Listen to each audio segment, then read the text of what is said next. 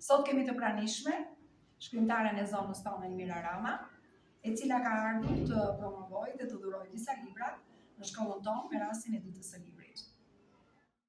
Kënaqësi dhe emocion i veçantë të jem sot këtu në ambientet e shkollës Kolidimo Frashër, një ambient i cili ka bazën e formimit dhe të edukimit tim. Pra jam këtu si ish nxënëse për të promovuar një studim në fushën e të ushqyerit në zonën e Myzeqes. Dhe për mua është përmbushje e një detyrimi si ish nxënëse e kësaj shkolle, por edhe si banore e kësaj zone.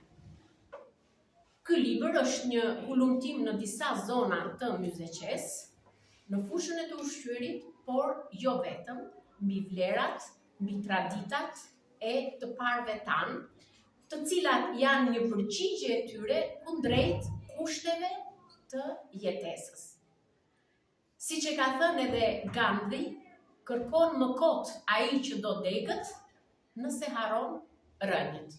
Në këtë kontekst, ky libër është një pasuri, mendoj, në bibliotekën e shkollës, ku ftoj të gjithë nxënësit të lexojnë dhe të krenohen me të kaluarën e të parëve tanë.